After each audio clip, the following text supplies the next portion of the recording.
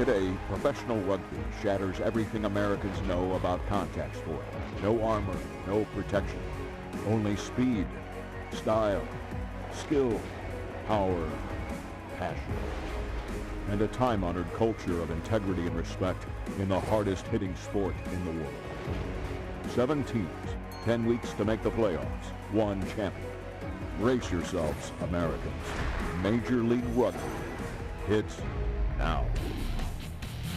Week 1 of Major League Rugby concludes at a sold-out Starfire Sports Stadium as the Seawolves play host to the Legion. Very good evening and welcome to Seattle. Dan Powell with you, joined by Pete Steinberg. And Pete, we've had an absolute cracker of a start to the Major League Rugby this year. We had an absolute nail-biter, an upset in Houston as New Orleans got the victory down there. Yesterday, the late game, Glendale got home in an absolute slugfest against Austin. It's had everything. Add in Seattle, San Diego, and of course, don't forget Utah on the bye this weekend. That's the 7 teams for 2018, but exciting things happening for 2019. That's right, Dan. 2019, Major League Rugby will be adding 2 teams confirmed, Dallas and New York. And that means there'll be at least 9 teams next year bringing elite high-level rugby to the American public.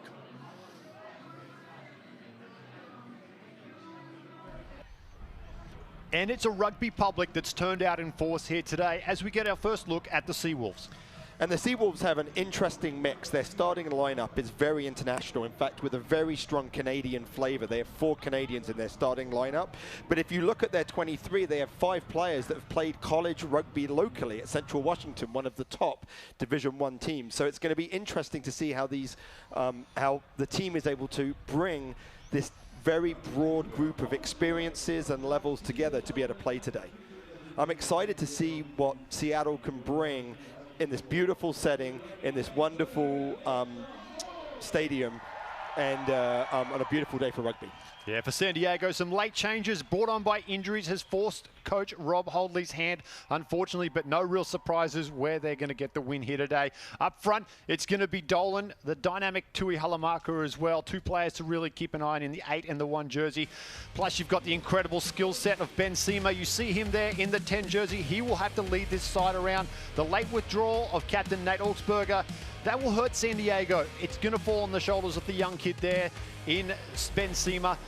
But Pete, Seattle also very classy and a great number 9 in their ranks as well. Yeah, Phil Mack is obviously a very experienced international player, played 7s and 15s for Canada. But I think it's actually on the outside that I think Seattle have some real advantages. So Jeremy Missalanu is going to be really exciting, along with Brock Stuhler. Both of them provide a lot of attacking play on the wings.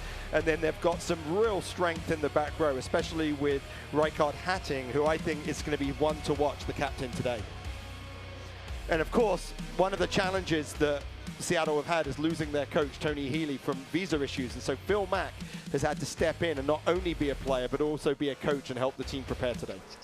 And that man, Phil Mack, joins us right now. Phil, the rugby journey continues for you. You've played all over the world, 7s and 15s for Canada. Now leading the Seawolves here as the coach, also playing. How's it been for you so far here in Seattle? Oh man, just excited to get out and play. We've put a ton of hard work in the last couple months. You know, it's all lead up to this this game here and the rest of the MLR season. So the boys are just ready to go. So Phil, tell us what you've been working on the last couple of weeks and what you would like to see from your team today. Just composure. I think you know, high-level rugby is about doing the simple things really well, and that's something that we've focused on as a group. You know, I think we have a lot of really aggressive guys in the team, so that defensive aggression will be there, but we need to do all the simple things really well. Well, the stage is set. When we return, we will be ready for kickoff here. It's Seattle versus San Diego, coming right up after this.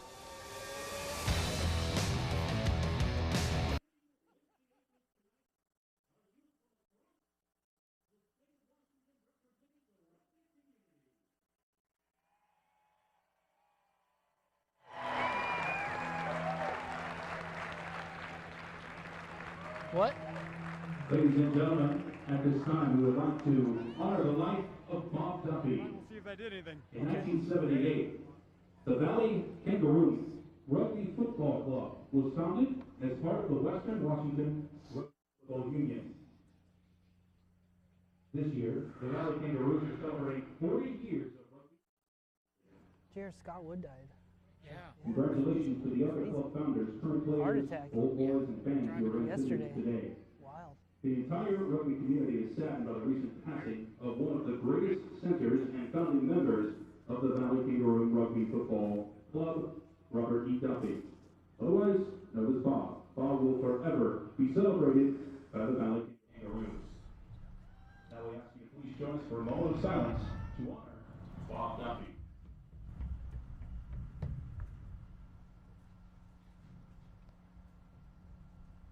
Thank you.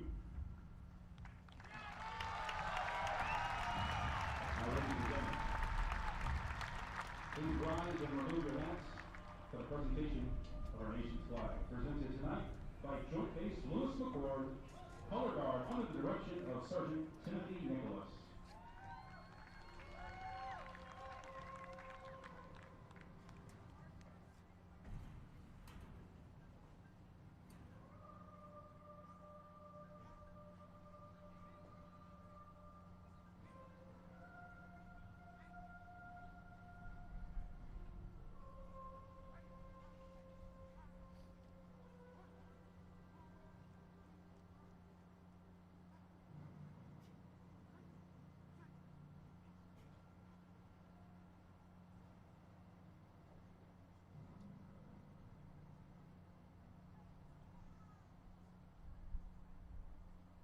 Please remain standing for the singing of our national anthem, performed today by a talented local musician who's been rocking the anthem at Seattle sporting events and around the world for years. Please give a warm Seawolves welcome to a Seattle favorite, Diana Luppa.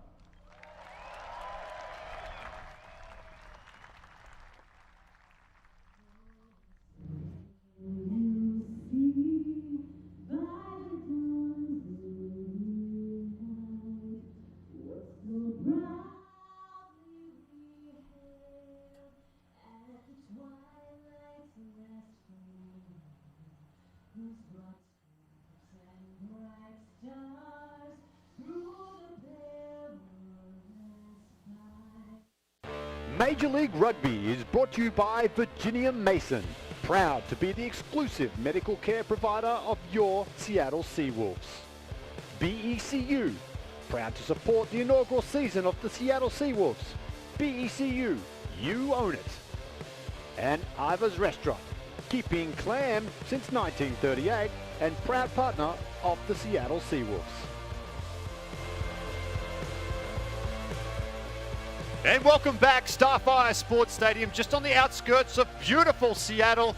Dan Power with you, Pete Steinberg on the call as well. And Pete, a lot of fans tuning in, they know the game, but we've also looked to capture some new fans. Talk to us a little bit about rugby rules for rookies. Absolutely. So there's 15 players on the field at any time, and then there's 8 reserves that can replace any of those players only once.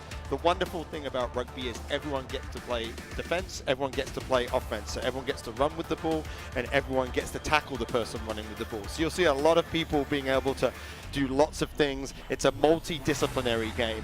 And then there's 5 different ways to score, and you'll see maybe some of those today. Certainly a try, which is when you touch the ball down in the end zone. And then you get a conversion, which is like an extra point in football where you have to kick it afterwards. And then the other very likely one that we're going to see is a penalty. So if there's an infringement, they can kick and they can get 3 points. Other things that you're going to see is you can't pass the ball forward. So you'll see everyone has to be behind the ball. And in fact, in rugby, if you're in front of the ball, you probably can't play. And here we go. The Legion out of San Diego. Just warming up the shoulders there for what they will anticipate to be a very physical encounter against the home team in the Seawolves. We are moments away from kickoff here.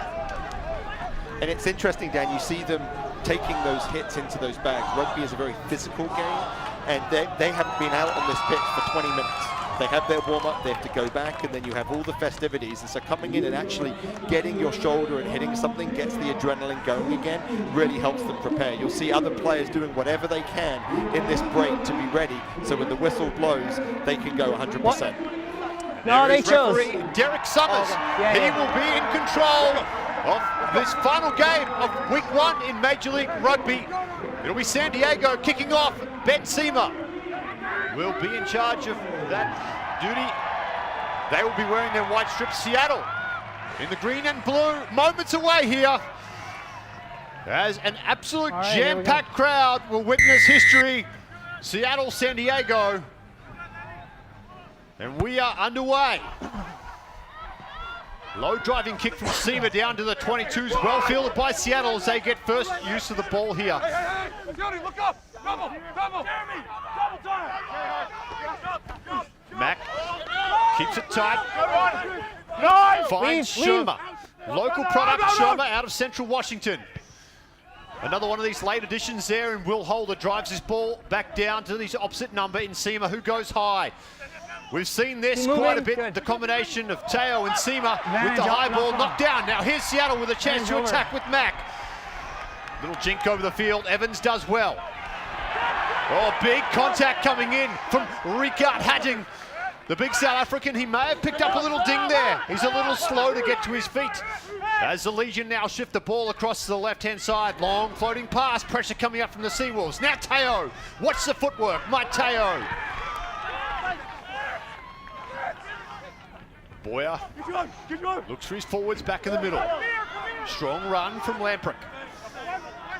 Boyer now, Cow product in the 9 jersey. Already seeing San Diego play a very wide game, going from sideline to sideline. They've definitely got the athleticism, this San Diego side. No surprise, based down there near Chula Vista. A strong Sevens influence within this squad. No thought of Sevens play there from Tui Halamaka as the big man charges into the line. Crossfield kick. It's in front. Mike Teo called for in front of the kicker there, Pete. So when you kick the ball in rugby, you cannot go forward unless you start behind the kicker. So right there, Mikey Teo, the referee said, hey, you were in front of Ben Seema when you make that kick. You can't keep running. And he called it back. Real missed opportunity there for San Diego. They had some great go forward. They were playing at some real pace. And I'm not sure the kick was the best option there. I think they could have kept moving it. And the other thing, Dan, is that on those offsides, they get a choice about where they're going to kick from. So they went to where Mike Teo was actually offside. That's why the referee took them all to that side of the pitch. Right here. And the Seawolves drive this up to the 40-meter line here, inside San Diego's half now. It'll be Ray Barkwell, one of the Canadians we talked about. The veteran Barkwell finds Shermer. Flat pass, midfield. That's Rasalika, the Fijian flyer. He charges into the line. Now Lenitz. Mack scheming. Comes down this left-hand side here. Picks up the big man in Paulson. Still with the Seawolves on the attack. As Mack moves to the right, Holder. Quick pass, under pressure. Great line speed there from the Legion. And that forces a turnover. Dolan with the ball. Boyer plays quick. Seema. Manage over. Opportunity on the turnover ball. Unable to capitalise on that space though. The Seawolves do exceptionally well to get a player back there. And they'll clear this out on the full, but inside his 22. Really great defense. Several phases there by San Diego where they had a really great launch and they didn't let Seattle get over the gain line, so they couldn't play quickly. And I think what you're going to see here is a battle between San Diego playing as fast as they can and Seattle trying to control that. But that's 2 kicks by Ben Seema that I think he needs to keep the ball in the hand, have a little bit more patience before he kicks that ball away. There we go. That's good. Let's have it. There you see a nice clear tunnel between the opposing forward packs. Covey with the throw to Dolan. Dolan, just a tower of strength in that line out. There's the Legion, go up over the halfway line here. Boyer to his right. Still with the Legion. Tackler. Not releasing the tackle player against Seattle here. And possibly the first opportunity points here off the boot of Ben Seema. Well, Ben Seema is actually very famous for a kick of about 52 or 53 meters when he was playing for the US U20s against the Canadian U20s to win that game. So this is very much within his range. And I think that Seattle have to be really aware that they've got a kicker that if you're within 45 minutes, they're going to kick. So one of the areas I think is going to be really interesting is the tackle contest, which is when a player gets tackled, there's a contest on both sides. And what the referee said there is that the tackler the tackler did not release. The tackler has to release first before he can go for the ball, and the referee said he didn't do that. Well, the raucous crowd, absolutely no effect. Ice running through the veins of SEMA. 3 points on the board there. It's San Diego with an early lead over Seattle. And again, that really came from San Diego getting over the gain line, playing fast, and Seattle right now don't have an answer for that. There is the man, Ben SEMA. The future is bright. May want to invest in some sunglasses, viewers. Speak of the man himself. SEMA takes it up outside his own 22. Boyer, a late inclusion in the starting side to replace Olsberger. The action came across from the Glendale Raptors, did Boyer. Cal University product. Hughes. I believe he got some scrum half tips from the great Mike McDonald up there. Hold, hold, hold. SEMA looks to clear again. Seattle playing with full back though. Turner fields it and shifts it wide. Here's Hadding. Captain of the Seawolves. They've got very high raps on the South African-born number 8. AC not releasing again, this time against San Diego in the Seawolves' favour. So the referee's being consistent. What he's saying is, tackled player, I want to see a clear release. So what that actually means is the tackler has to actually show their hands. And the challenge with giving away these penalties is you give away the territory and the land. So you can see right here, the tackle happens, and you can see number 7 coming in and never actually releases and shows a release of the ball carrier. And so that's why the referee's standing right there. Great positioning there by Derek Summer, the referee. Barkwell finds Shermer again, becoming his favourite target early on is Shermer, as Rasalika. They're going to use him as a battering ram in that 13 jersey early on. Well, the fans, they rise, but it's coming back for a knock-on. I thought I spotted that there. Holder, he's filthy on the call. I think it's the right call from Summers, though, Pete. I think so, and I think, again, it's the San Diego line speed that's putting a huge amount of pressure on Seattle, and so under that pressure, they just weren't able to hold on to the ball. First scrum of the game, big moment here. The scrum can really provide a lot of impetus. So let's see how these guys match up in this set piece. The set piece, it's the platform that dictates play here. A strong set piece. Let's go, eights, get in. Bind. Set. Reset. Reset that scrum. Yeah, looks like a lot of pressure there by Seattle on San Diego, and it looks like San Diego took that down. So you can see Derek Summers came to this side because he wants to take a look at the props on the on the other side to be able to see, because that's where the San Diego prop went down. Let's see if he sees it again. Bind. Set. Let's go, come on. And big push from the Seawolves. Not only do they turn it over in the scrum, they get the penalty. Mack, he taps quickly and goes inside the 22. The Seawolves, this is their first opportunity in the red zone here. Lenitz. Still have advantage. Ball is set, driving forward. And let me tell you, if it's not coming through your screens at home, folks, the atmosphere is absolutely electric. Jam-packed Starfire Stadium, and they are loving this. It was bang, bang. So Phil Matt really using his experience there. There's a penalty. You can choose to tap it quickly, or you can choose to kick to touch, or you can kick for points. And he saw that San Diego weren't back 10. And what you'll see is that he'll take it, he goes forward, and right here, great drive. But because the ball didn't come out to Seattle, the referee was playing advantage and took it back to the San Diego defense not being back 10. Makes it a much easier kick.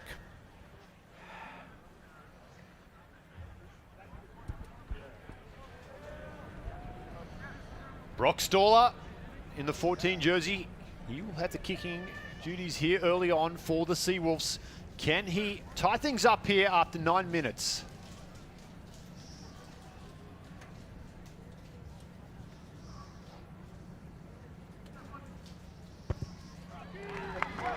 Well, the strike is sweet. The crowd will tell the story. 3 points on the board. We are all tied up. 9.5 gone. 3-3. And I think both kickers are showing that they can really, on a beautiful day, there's not much wind, they're going to be able to slot this there. So kicking for points is going to be really critical and be successful. Now, what we want to see is, I actually feel, Dan, that the kickoff is really, really critical, much more critical than people think.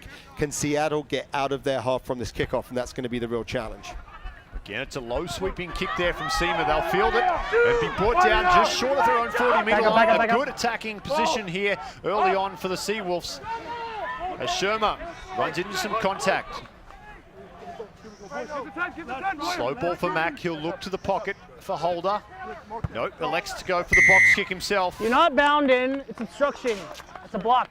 There you go. Obstruction. He's not bound in. Intentionally blocking the San Diego players from pursuing Phil Mack on the box kick.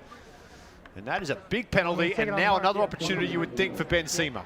As I said, was Seattle able to get out of their half? And the answer is actually no. That call was a really interesting one, because when the scrum half goes to set up for a box kick, people can be in front of them, but they have to actually be bound onto the ruck, which means their arm needs to be connected. Sometimes you'll see people stand with just a hand, and that's what the referee saw. What I'd like to hear is, I'd like to hear Derek Summer talk players out of that and say, hey, get bound, get bound. But he's certainly blown the whistle a few times to start this game to show what he's looking for.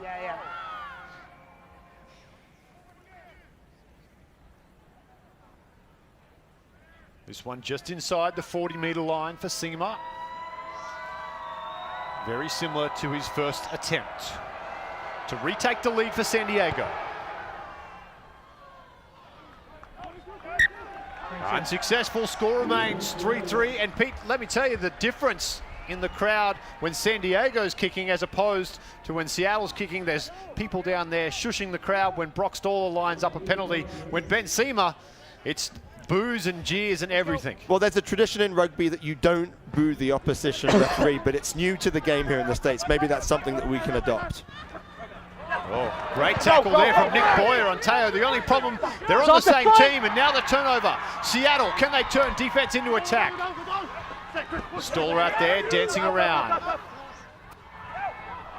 And now taken by Seema. Hadding is able to bring the fly half down inside his own 40. Covey. There's no one back for the kick. Advantage over. There's no one back for the kick for Seattle. So if Ben Seema sees that, he can put it there. Looks like they're finally getting some players back there. Matt Turner's just went back to cover. The English-born fullback back there now. Numbers down this blind side. Look at the footwork there. That's Tucker Nguenya. One of the most well-known players for the USA Eagles national side of all time, Nguenya. The human highlight reel. Dancing with the sideline. Great defense there. And the crowd certainly appreciate it. You can see the effect the crowd are having on this Seawolves side, really getting them pumped up in those big moments. And that was a really, really good series of defense there by Seattle. It's the first time in the game that they've actually been able to hold themselves. And here they were just able to drag the player out. And what that means is they get the ball back. When you step out of bounds, you give the ball to the opposition just like you would in a turnover. Move. Interesting that Seattle have gone to a short line out, so look for them to hit their forwards in the middle to be able to set a platform to play. Barkwell again with the throw. Well taken by Hutting off the top. Sherma crashes forward outside the 22. They have to be careful here not to kick this one out in the full as Holder sits back in the pocket. Doesn't get all of that. And sits up nicely for Nguenya. Here's the counter-attack. Watch the footwork of Nguenya. Great defense, really great kick chase there. Midfield, Covey, short ball. Lamprick, he goes hard over the halfway line. No, he missed it. Just one hand. Great pickup, Seema. Teo, numbers. They come wide. Duplessis now. Back towards the middle. Firstly, Tarori. Product of Old Mission Beach Athletic Club, one of the most famous club sides in the United States. Just lots of go forward here for San Diego. It's going to be very difficult for Seattle to be able to hold them off if they let them recycle this ball so quickly. They're They're going to need a big hit to slow things down here. Great hands. Oh, it was on there. Tui Halamaka had the outside shoulder of Suniula. They keep it in. Now Teo. So dangerous. Mitchell. Shermer does well. Always evolving is Aladdin Shermer. Seamer again. Had Ngwenya on his right shoulder there. Elected to tuck it under the arm. Covey. Well, you heard that collision all the way up here. Big contact coming in from the Seawolves. Good phase play out the back. Still with San Diego now. Boyer to the middle, finds Dolan. Dolan gets through the first tackle. That's the Australian in Metcha. Barkwell brings him down. This is what Seattle needed here. A little bit of stagnant ball will come up from San Diego. That pass going to ground. Good.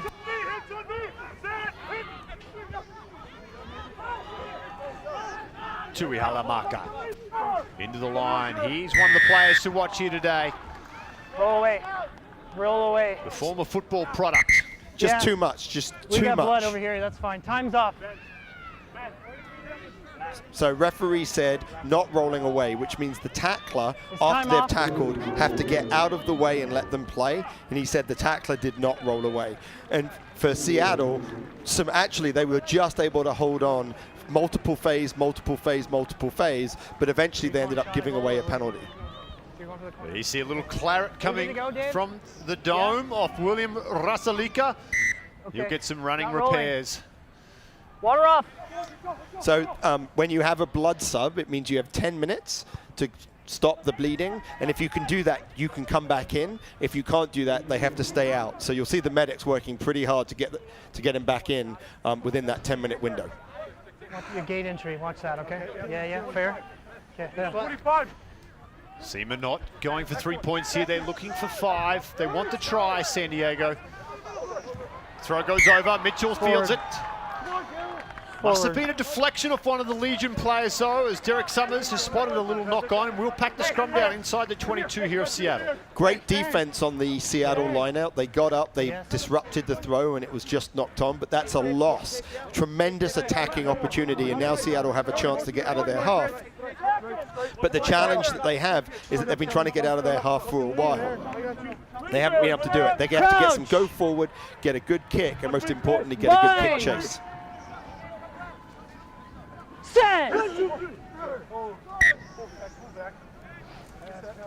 The early scrum saw an advantage for the Seawolves. You do have Sione Tuihalamaka, played loose forward a few years ago and now moved up into the front row. They could be looking to exploit some of that inexperience. Of course, you have a very high-level scrummager in Tim Metcha too, who's played some Super Rugby down in Australia, who will probably be getting the better of him here. And so I think that you can see that the backline of Seattle's nice and flat, which means they're probably going to be looking to exit here with a kick, and they're setting up for that kick chase. But a great scrum. That's out. Ball is out. You've unbound. Ruck here. A little confusion at the back there as Mac was looking to get a cheap penalty. For offsides, Derek Summers though, his first time at the dance. Right down the middle though, it opens up for Hutting. Ricard Hutting. He's got support looming up in Suniula. Suniula, he'll get run down. Roll 12. Great stuff there from Hutting with the initial bust. Now Holder, offload, goes to hand, Turner. Oh, it's been called forward. I thought there may have been a deflection off a Legion player that caused it to go forward. It's coming back nonetheless. Referee was right there and he called it the way he saw it, but it all came from Hatting's great vision to be able to come through the ruck. And then Seattle played really quick and it put huge amounts of pressure, just wasn't able to get it there. So you can see here, Suniola gets the ball. Great work on the ground here to have a good post, comes back. This allows Mac to be able to play the ball quickly. Ball comes out, and you can see just there, is it forward? I think it's close enough, but referee calls it. That's what we do.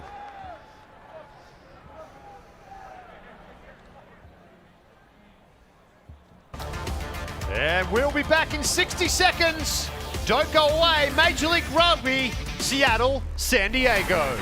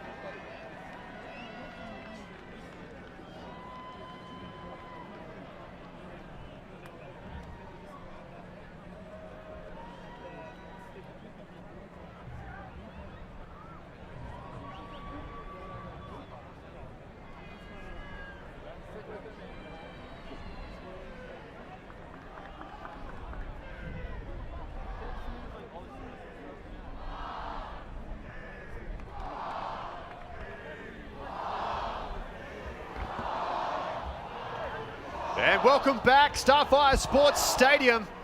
We're about halfway through the first half here. Back up, 3 points apiece, all tied up. Denny, A very close call against the Seawolves there as we'll pack this scrum just outside the 22 for San Diego. But Pete, this is exactly the war of attrition we expected from these two sides. That's right, and this scrum is going to be really critical. So San Diego weren't able to win that last scrum. It was a great drive by Seattle. San Diego have to win this ball. If they turn the ball over here, they've got some real problems. Boyer. Great strike. To his left now. Flat pass, they go wide. Teo, quick hands to Evans, can't handle.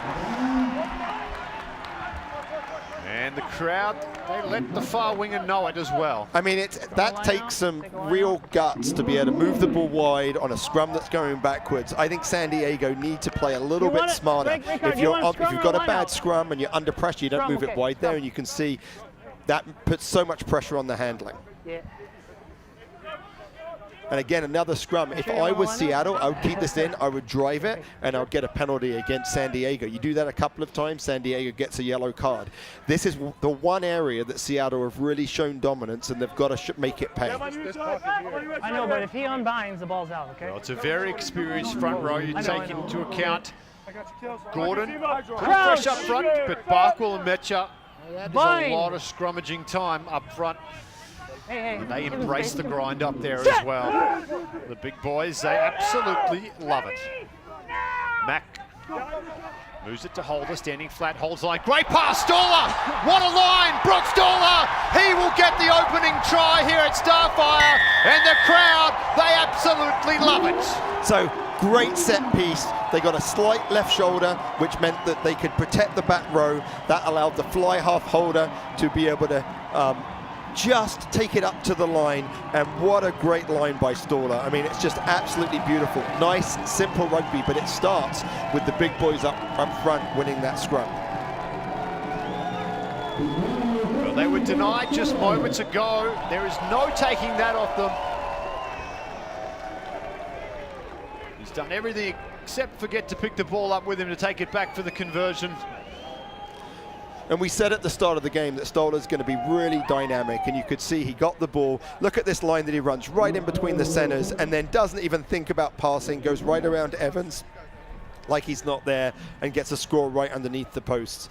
Great start, will really give a big left to Seattle. But San Diego have got to wonder about their defense. There's no way from a set piece that you should be able to run through the centers like that. You have to have better communication. You've got to look up, you've got to see who the runners are, and you've got to take that away first. Don't worry about the wide runners. Take the runners around the ball, jam that space. Don't let that happen again. Conversion was successful. 10 points to 3, 21 minutes in the books here in the first stanza. As Seema drives this one into the 22, right down the throat of Hutting though. And the former blue ball, he has no thoughts of passing as he takes it back into the line. Now Shermer, another touch for Aladdin Shermer, who's been busy here in the opening stages of this first half. Mack goes for a little dance. Now back to the boot of Holder. Better strike this time from Holder. Just sort of floats in the breeze there. Seema unsure with the sun in his eyes as well. Teo, high crossfield bomb. Hutting no. Well, they call him Wells Fargo. He's safe as a bank. Under the high ball is Ricard Hutting. And the Seawolves now find themselves in the Legion's half yet again. Oh, big contact comes in. Crunching tackle there from Harmon. Seawolves looking to reset their attacking structure here. Over the top, Boyer. That's going to be a penalty every day of the week and twice on Sunday. Well, I think he's actually calling the tackler not rolling away. So the referee's been very, very consistent. He's asked the tackler to release before they play the ball, and he's asked the tackler to roll away. He's given the advantage to the attack, and I think you're seeing that in the flow of play. But I think it's really interesting, Dan, the first 15 minutes, if you said to me, hey, who's going to win this game? I'd say San Diego. They had fast ball, they would be able to move the ball around. But the last 10 minutes, I think that Seattle have really found some things that they can do, and they're beginning to play pretty well. A lot of experience in this Seawolves side. Thought the late losses to San Diego could be their downfall here this afternoon. So far, Guys, a bit off the ball. it has been pretty back and forth, with Seattle just making the most of their opportunities in the opening parts. And I think the scrum is really becoming a foundation for Seattle and what they can do. And I think that's something they'll be able to take throughout the season, is to be able to say, hey, we're going to be the best scrummaging team. We're going to put your scrum under pressure, and our scrum will be somewhere that we can really attack from, like they did with the try. Stoller to add 3 more.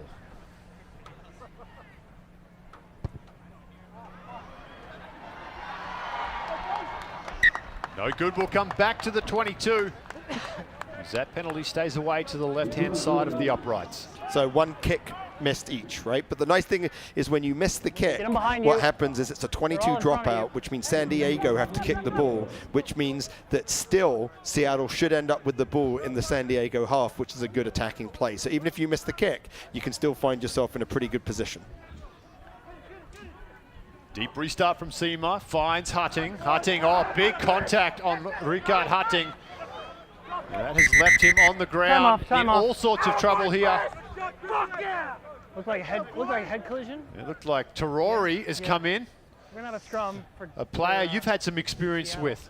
Yeah, I coached Chris with Ombak, and he's a big hitter. That's a great hit, but that's actually the second time that Hatting has gone down hard, and the referee is actually able to call and stop the play and ask someone to be substituted if he thinks that there's a serious head injury. So you can see right here, comes right in, good shoulder, nothing illegal about it, wasn't high, it was just a good hit, just caught him really well. He's gotta go up. Okay, well, take him off. He's got to go. You can hear the referee saying he's got to go. Referee is really important in player safety, and so sort of unusually, the referee can actually ask a team and say that player has to go, they've got a head injury. And that's a huge loss for Seattle, and it's going to be a struggle for him to come back for next week's game. Well, that's their captain as well, Ricard Hutting. We talked about him in the pre-game, one of the players to really keep an eye on today. That's unfortunate, not only for Seattle, but for Ricard as well. Hoping for a good result out of that one for him. 6, let's go. Crouch! Looks like they've put Shermer back at number 8, so there's still a lot of go forward and experience there. And again, this is all about the scrum. See what Seattle can do. Good platform. Stay close, stay close. Ball is out now with Mack. Finds a try scorer in Stoller. He spills that under some pressure there. Some good defense from the loose forwards from San Diego. So what happened there was Shermer just went back to number 8. Really great scrum by Seattle. Good drive forward, but with a less experienced number 8, wasn't able to keep the ball in. So the ball popped out. That meant Mack had to scramble, Stoller had to scramble, ends up with a turnover. But that's the 4th drop ball that Seattle have had playing into this hard defense of San Diego. So they've got to make sure that they hold on to that ball when they're in the face of the defense. Set. Good shot with the scrum there. Boyer again under pressure though. They get the penalty there for boring through. They weren't pushing through square according to Derek Summers. That's one of those calls that every front row forward is going to argue with. They're saying, hey, we're the dominant scrum. Why would we not drive square? So in the scrum, and particularly in the front row, you have to drive square, because if you change your angle, and you match someone and you're going slightly in, you can turn them, and that's what the referee saw, and so that's what he's called, and another chance for 3 points. Again, if you notice, Seattle weren't able to get out of their half. So what we call that is their ability to exit. And many teams will have exit sets. They'll do things that allow them to get out of their half and into the opposition half. And Seattle are really, really struggling without a line break to be able to get out of their half. There you hear this home crowd definitely taking care of their own kickers. No effect though on Benzema. That penalty is successful. 10 points to 6 here. 27 minutes gone. Great game so far. Really excited. I think both of these teams are really trying to play rugby. But I think that Seattle really have to find some ways to be able to play under pressure in their half. It's Benzema's going to be slotting those penalties over all day. Will Holder gets us restarted here. Well taken by San Diego. Little Ron Burgundy there for the viewers. Outside there, 22. Bind up! Good. Boyer. Great box kick. High, gives the chase time to get downfield. That's juggled now. Rasalika bandaged up. Comes out to the missile. Misa Enalu. Signed with the club just 2 weeks ago. Play on. Exciting player out of the Denver side, the Barbarians. Now Boyer, middle of the field, Dolan, well played out the back. Seema with time and space. Finds Duplessis.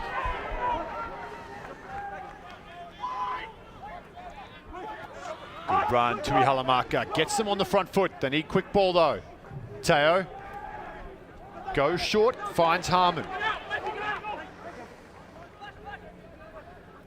San Diego recycle again. Now Seema, flat pass, oh, under pressure. That one drifted forward according to the referee. It looked flat from up here as well.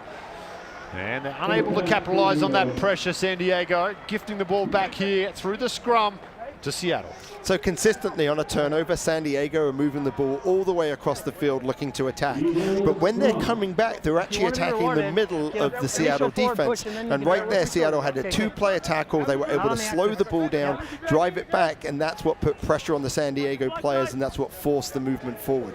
I think San Diego need to be moving the ball from one side to the other. I think that way they'll really stretch the Seattle defense. Crouch! Let's see if Seattle can work their way out of their half. Bind! Set!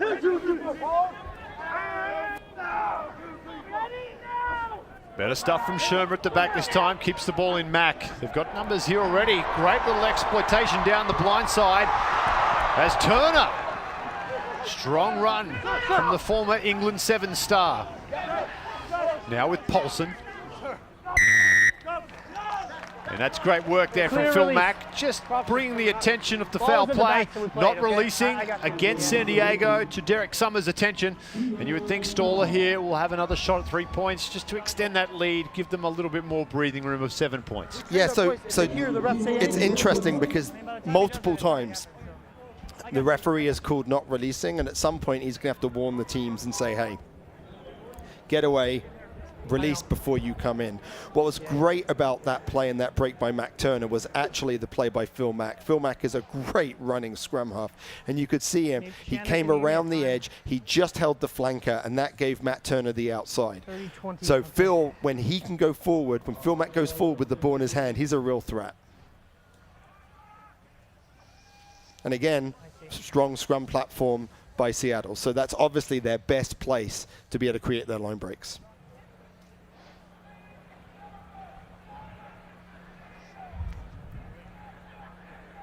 Brock Stoller now will look to send this Ram rugby ball flying through the uprights for another 3 points. In what has been a very absorbing first 40 minutes.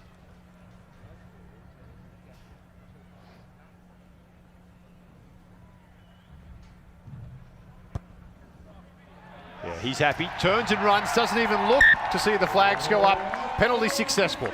And that's always the trick. If you ever want to know if a kicker's made it, just look at the kicker. If they're standing there sort of bending their body, then you think, all right, it's going to be pretty close. But if they kick it, pick up the tee and start running the other way, you know it's all the way through.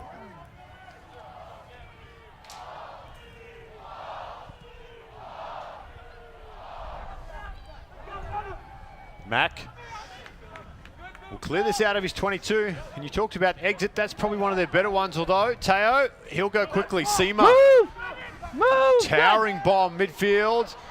Picked up by Holder. Holder, they've got numbers here. Suniula. Oh, he goes away from his support, back to the right. As Tui Halamaka is able to bring the inside centre down. Mack. Not a bad option. Turner on the chase. Chase needs a bounce. Turner. Oh, the footwork. Turner. The try. Well, we're going to go talk to the AR, but if it's given, Matt Turner, he may get himself a contract in the EPL after that one. Beautiful stuff from the fullback. We have to play the knock. So again, it was a kick by Ben Seema, but look at this. Ball's on the ground, you can kick it forward. The question is, does he get the ball down?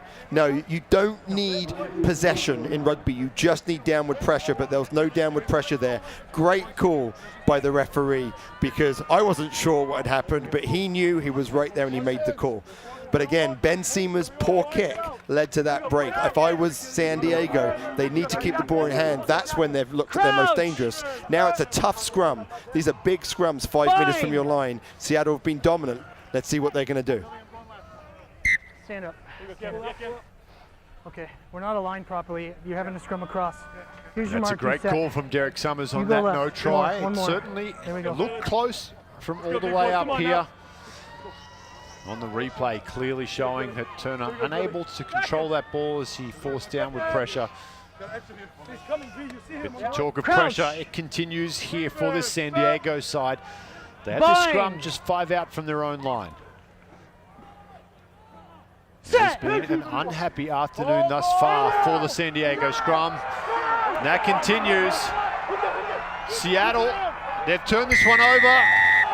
And Pete, you mentioned before, this continued pressure at scrum is going to force referee Summers' hand, and eventually you'll see a yellow card for these multiple infringements. I think so, and so one of the things they could do here, which is what they're going to do, is they're going to choose a scrum again, because another penalty becomes a warning and a third penalty is a yellow card. So you can see here, just great drive coming forward, and you can see what the referee calls is the San Diego is coming around, they're forcing the wheel, they're not just taking the drive.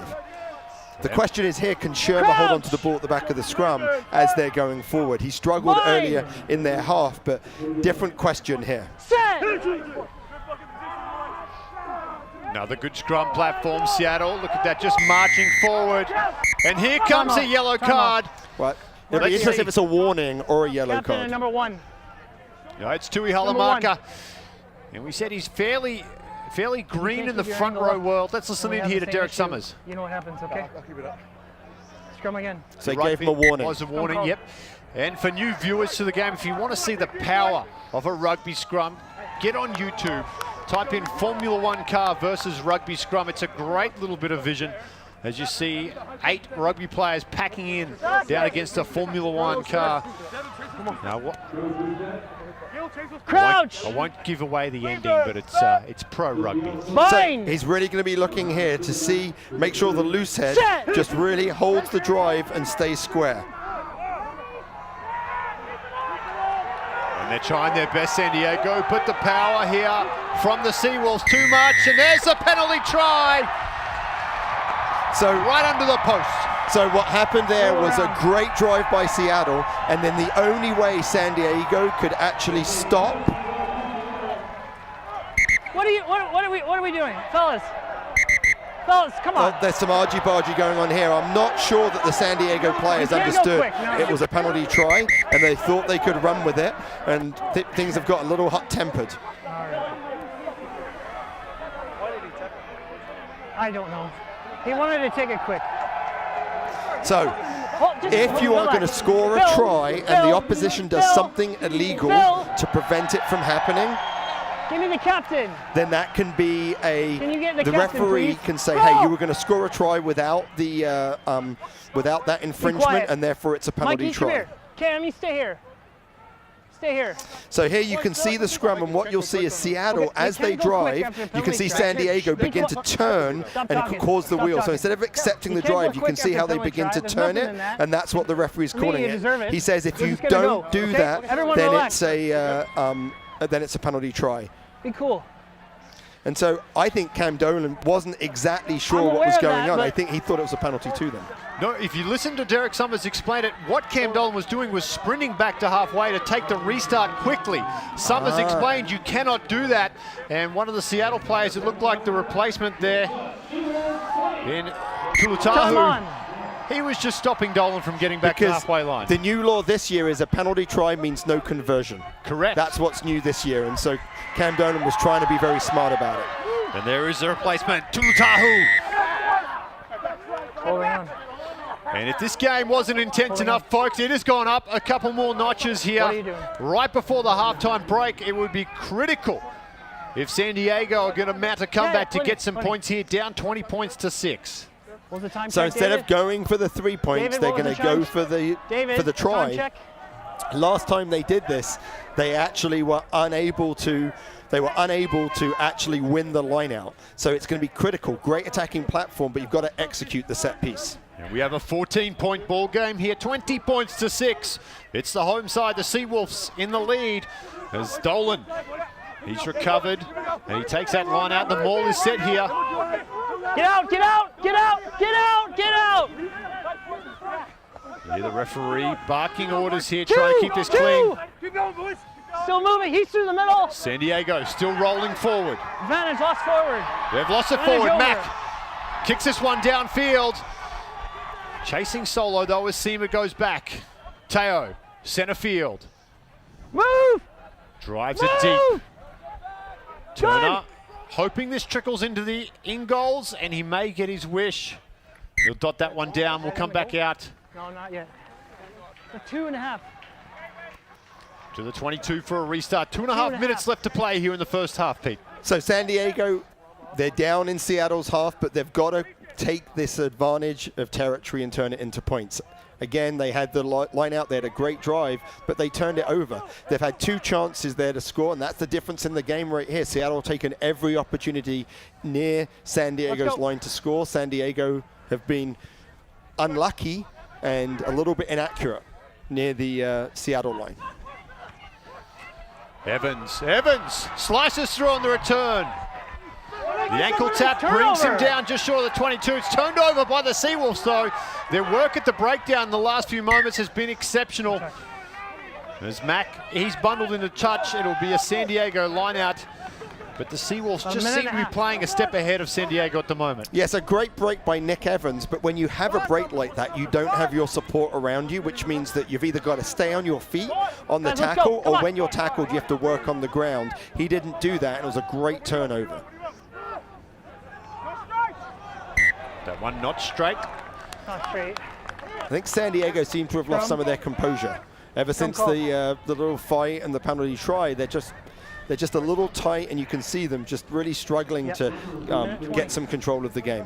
Minute 20 seconds. You coached at a high level, Pete. Mentally, how hard is it when you're getting dominated a set piece like the scrum to try to turn your players around and get them back into a positive frame of mind? Well, I think it's really hard. I mean, I think especially the Argentinians who love to scrum will say that that's where the soul of the game of the team is. And so if you can dominate the scrum, you can steal the soul of the opposition. And I think that's what Seattle have done so far.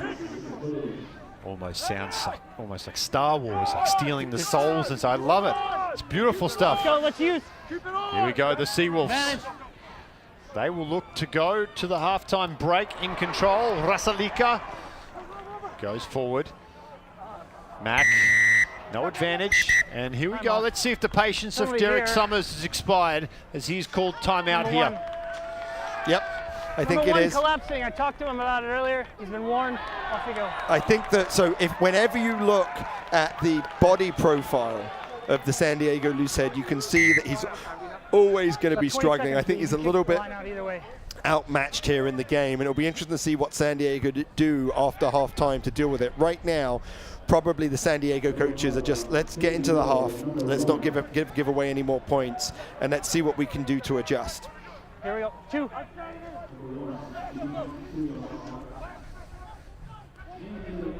Good high look there at the line out. Barkwell with the throw. Mack, flat pass. Rasalika.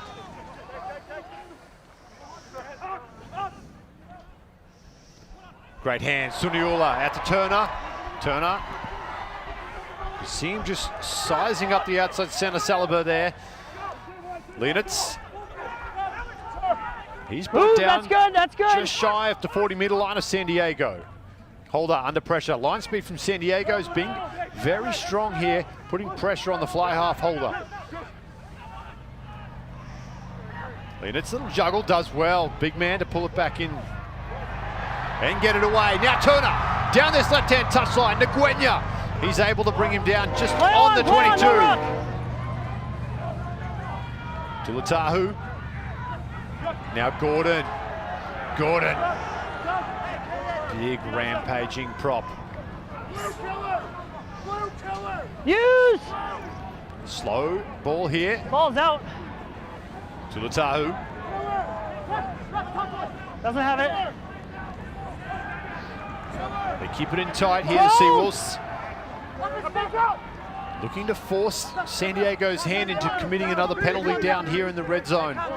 Already down to 14 with Tuli Halamaka in the sin bin for 10 minutes. Push around with Paulson. They know the half is over and they're just going to hold on to the ball and see what happens. Suniula hits the missile in the middle of the field.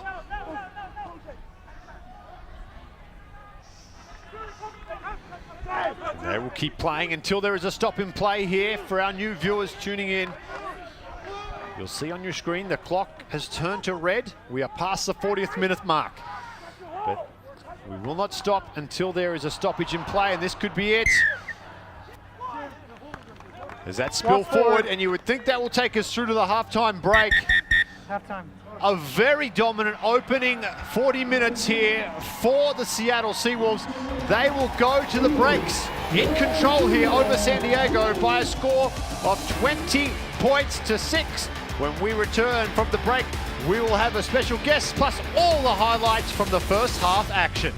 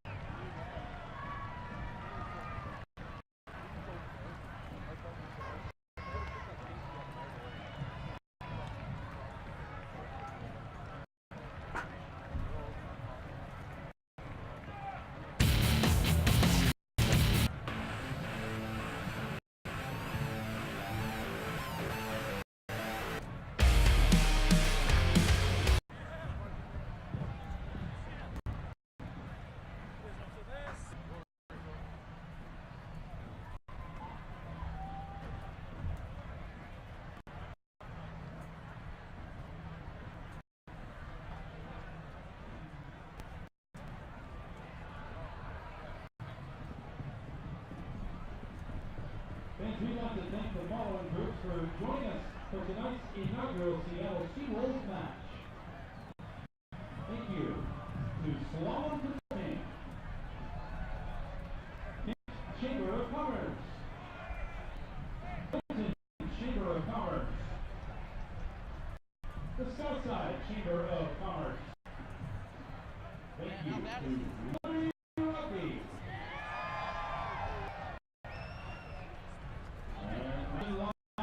Rugby. Wildcats Rugby. Washington Athletic. The USS Seawolves. And thank you to all our Seawolves supporters.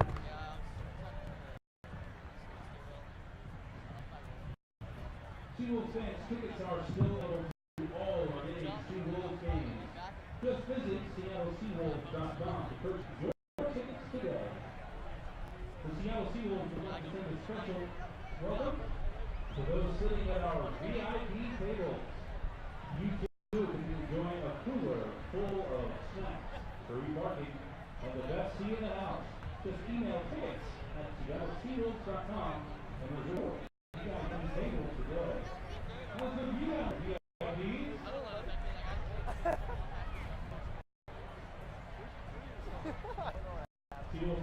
goes right back here. Starfire scorecard. April 28th, as the Glendale Raptors fly in to take on your Seattle Seawolves. Get all the action. Score your tickets now at SeawolvesSeawolves.com. Rugby fans, rep your team all season long and all year long. The Seawolves have you covered on gear with jerseys and rugby balls. Extra shirts. Visit SeattleSeawolves.com or our merchandise stand located outside. And welcome back, Starfire Sports Stadium. Halftime break here. We're now joined by Hoadley, San Diego head coach. A tough 40 minutes for your team. What adjustments are you looking to make in the second half to get back into this one? Yeah, well, I think I should. Opening 20 is a good physical battle out there, and then I think we started inviting them onto us a little bit with the length of our kicking. I don't think we were competing on the high balls, and we weren't putting it in behind them. And then obviously with their first try, we turned it over, put it into touch, invited them back onto us, and made a mistake set piece. And obviously we're going to have to tie up our set piece for the second half with the second try. So what do you think you need to do in the scrum? It's obviously a big turning point for you.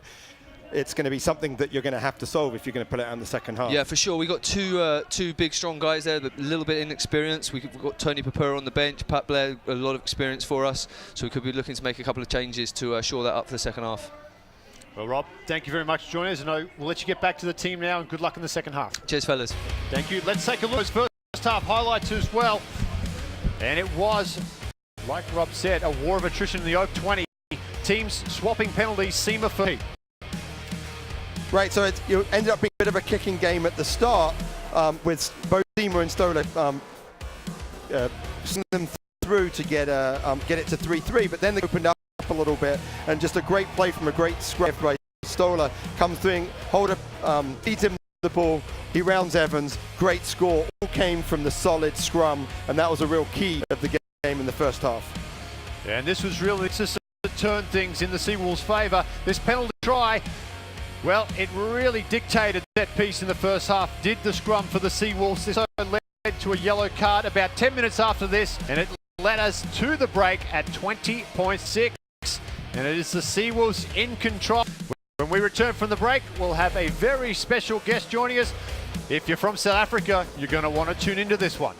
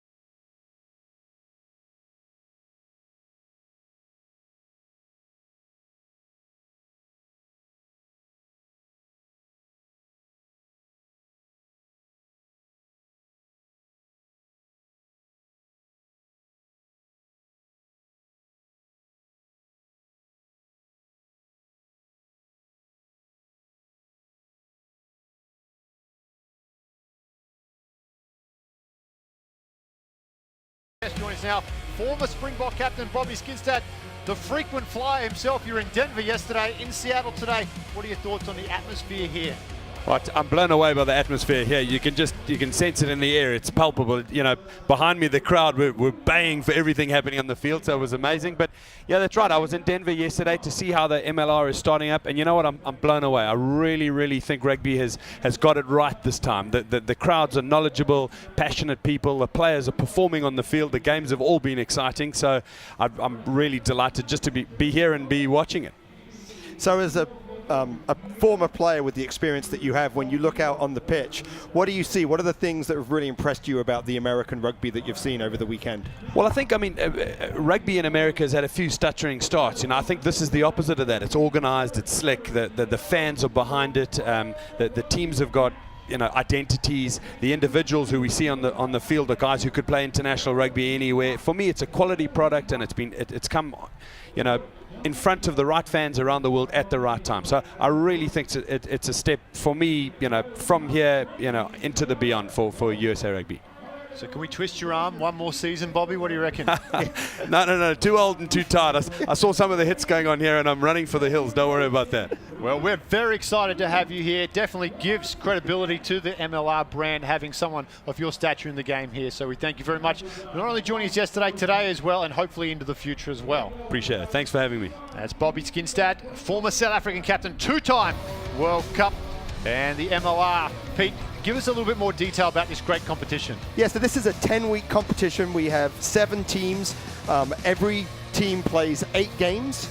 And then it's a 10-week season with 28 games, leading into some semi-finals on June 30th, and then the championship on July 7th. And because it's such a short game, all of the games matter. So here, the loser here is going to be really struggling to actually be able to make that semi-final. So it puts the pressure on all of the players coming out to play, and all of the coaches as well, knowing every game counts on this abbreviated short season that they have. And the good news, all those games live on TV this year for viewers. When we return, the second half coming your way. Seattle, 20 points to 6 over San Diego at the break.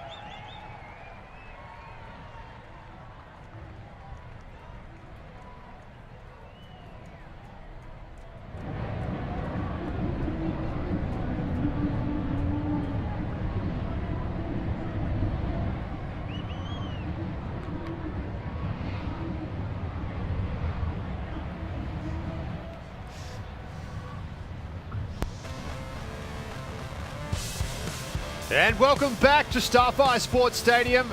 We are moments away from the second half, and there is plenty of action coming up for Major League Rugby next week, highlighted by the side you're watching here today. Seattle, they will take on Glendale. That'll be on CBS Sports Network.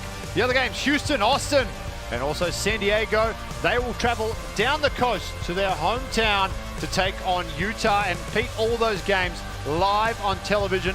International viewers, they can catch it on MLR's Facebook page. It's great. Yesterday I found myself watching the Houston NOLA game before jumping in the car and going down to Glendale. So the ability to be able to watch the elite rugby in the US, no matter where you are, is great. And I love ESPN Plus. I get to watch all the Southern Hemisphere games. I get to watch the HSBC Sevens World Series, and now we get to watch the MLR. So really excited. One of the great things about Major League Rugby is the access that they're providing of the game. More people can see the game, more people will fall in love with it. Yeah, great result down there in Houston. We've got to give credit to Nate Osborne, Taylor Howden, and of course Ryan Fitzgerald, all involved with NOLA Gold, getting the upset at Dwyer Stadium down in Houston. That was an absolute belter of a game. And we have a great one on our hands here as well, as Will Holder on your screen there for Seattle will get us restarted here in the second stanza, just awaiting the whistle of Derek Summers. 40 minutes separate these two sides. It is Seattle in control, 20 points to 6 though. And remember, San Diego is still down a player with a yellow card, so they still have 14. So it's going to be interesting. Seattle have a few minutes to still make that extra player advantage work for them. Underway, second half. That one not how Seattle wanted to start. Out in the full. We'll come all the way back to halfway. Well, they're going to take the line out. No surprises, Pete. San Diego, not only down a front row, they want nothing to do with that Seattle scrum. That's right. It's very, very rare, actually, in the modern game of rugby that you find teams turn down scrums. But you can see San Diego doing that here. But remember, San Diego lost 2 lineouts in the first half, so the lineout has been creaking a little bit as well. And they're doing what many teams do when they're struggling in the line out. They actually are just reducing the numbers, and that really helps. I need a guy in the 5 from blue. That's a penalty, sir. You don't tell him, right? No, you're not gonna form on time. It doesn't matter. Here we go. In the 5, yeah? All right, let's have it. There we go. Referee Summers, he gets things squared away here to start the second half. Covey with the throw, Dolan with the take. Crash this one forward, midfield.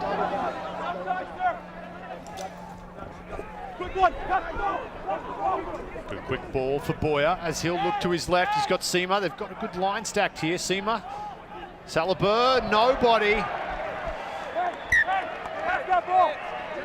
And that is not the start they would have been looking for. The Legion just gifting possession back here to the Seawolves. So they got go forward, but then they slowed the ball down there at the ruck. They didn't get clean ball. Seema was a little bit too deep, and that just put the pressure on them. And it's just their outside backs aren't being accurate enough right now. Good throw over the back. Backwards. There's Duplessis. Ducks under the attention of Sherma. Lutahu, though, shuts him down. You can see him with the big afro out there in the 19 jersey for the Seawolves. He's provided some very, very hard hits, putting some sting into the defense for the Seawolves since he's been on the field, replacing Ricard Hatting, who picked up a head knock in the first half. And another penalty here for San Diego, just on the 40. Down by 14 points. They certainly can chip away with penalties, and they're going to do just that. So again, the referee's been very consistent. He's asking the tackler to release the tackled player before they come in, and he's being very consistent, and teams really need to listen to the referee. When you start the game, you're never quite sure what the referee's going to call, but as the game goes on, smart teams play to how the game has been refereed. So right now, it might even be better to say, hey, tackle assist, do not even go for the ball because it's just too dangerous.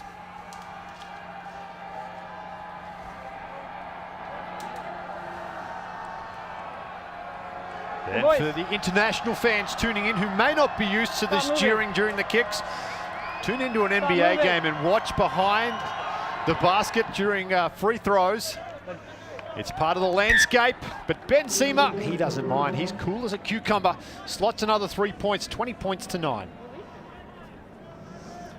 So great start by San Diego. It's what they needed to do to be able to get themselves back in this game. They're down a player, and yet they're able to get the 3 points. And also, that kick slows the game down. It takes time off the clock. It makes the yellow card actually shorter. Nguyen. He may have lost a yard of speed, Nguyen. He still has the spring in his step, though. Boyer.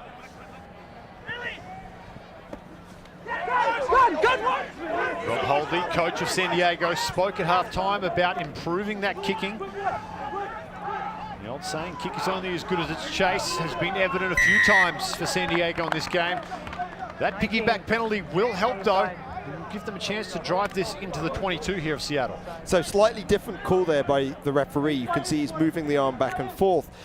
To be able to come in and get the and go and poach for the ball, you have to come through what's called the gate, and the gate is right on the other side of the ball. So he says, you didn't come through the gate, you came in from the side, and that's what he penalized you for. Great kick by Seema, great attacking position here for San Diego. I'm going to guess they're going to go to Cam Dolan.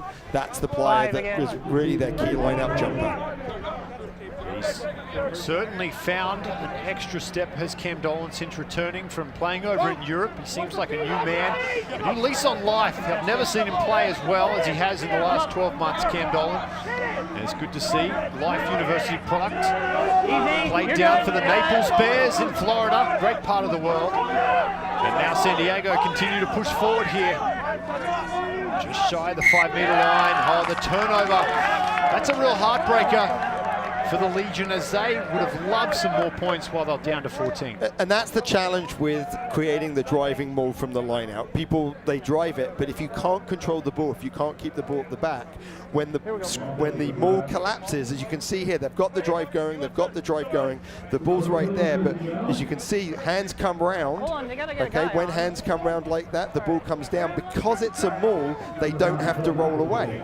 And because they don't have to roll away, they don't have to release, and therefore the ball gets stuck. That means it's a turnover. The opposition gets the scrum. Fine.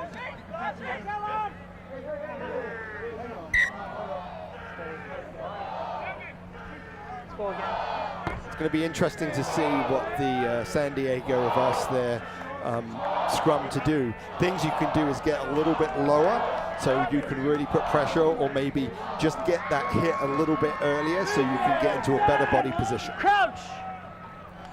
Fine. They're happy to concede with 7 in the scrum so here. right there, that's what they did. What they did was San Diego went early, but they went so early that the referee called them for a free kick.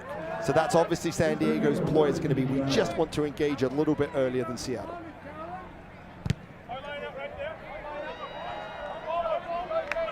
See the hands in the crowd. Yes, great catch out there for that young lady. Yeah. Closing the gap. And off the short arm, this will be a throw for San Diego now.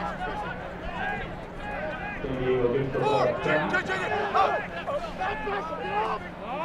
taken by Terori. Comes down. That's short. Quick hands, Terori. Been a few thunderous hits in the first half, did Terori. Now Seema, flat pass, Teo. That's in Nguyen. Can he light things up? Nguyen, he's been well contained thus far by the Seawolves. Back to the middle. Looks like Pat Blair might be out there now in the 16 jersey. Dolan juggles. Oh, shrugs away from Stollard as Dolan. This is the San Diego we saw in the first 15 minutes, playing with width and playing with pace. Duplessis. South African centre, turns it over. Here's Tunula. Seawolves, they'll look to counter. No. Still have a scrum advantage. Mack picks up easy territory with no fullback, finds a line, and there is a polite round of applause from the crowd, who certainly appreciate that from the Seawolves. So they stretch them, and they, but they were able to slide across, and when they slid across, the tackle caused the turnover, and then really smart vision by Phil Mack, because often on the turnover, the defense isn't in a position. And so to defend, he saw that, he made the kick, and now San Diego are back in their half, and they have to find a way to exit.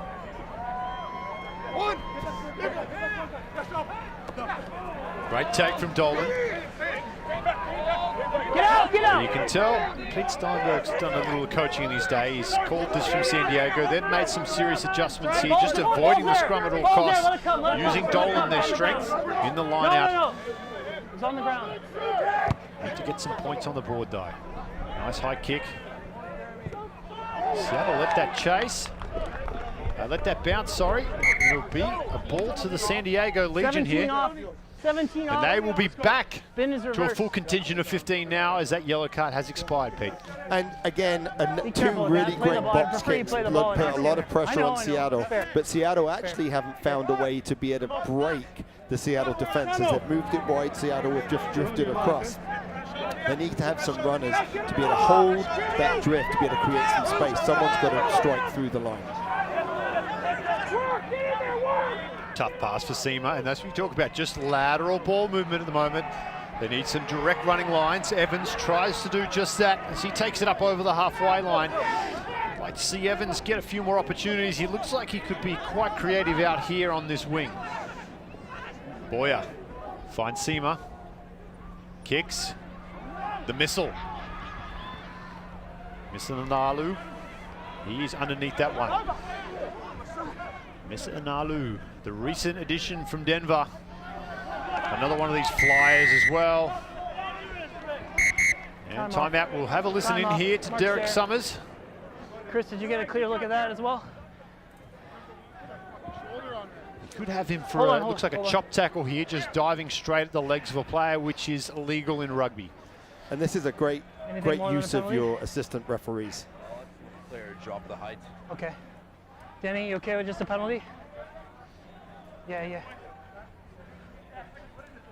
So he's just checking in to make sure that it's just a penalty. It's not another yellow card, and it's no wrap. So unlike in football, where you have to hit with the shoulder, you can hit with the shoulder. Here you have to hit with the shoulder and you have to wrap. And right there you can see no attempt to wrap by Mitchell right there. And so the referee checked with the ARs and said, hey, is it a yellow card or is it just a penalty? And they said just a penalty. 3 and 4 green off.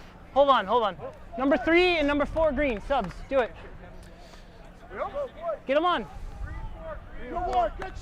Looked like more of a timing error from Mitchell rather than any malice in that tackle. Probably a good call for just a penalty. Okay. I think that's right, and it's interesting. Early substitutions, and so Metro's had such a great game coming off. But this is a really good test. I think the bench in all these MLR games are going to be really critical, and so obviously Seattle feel like off the bench they've got players that can continue in the scrum to provide the pressure. It's like big John Hayden at the back of the line there in the 18. I thought also maybe Eric Deschelle was on the field as well. Better known as the Beast. Looks like he's leaned out the Beast as well as he loops around here. Great tackle from San Diego. 2 involved as they drive the Seawolves back into their own half. There's Hayden. He's moving, ball's there, ball's available. Just a little bit too slow here for Seattle. Not much that they can really do. Great line, Tulutahu. He's taken on the halfway line. There's Deschelle, the Beast. He's also brought down the halfway line. San Diego all afternoon have got up very, very quickly on Seattle, who are playing a very flat style of attack here. Mack. Oh, big tackle comes in. That's an absolute bell ringer. Just slipped up, says referee Summers.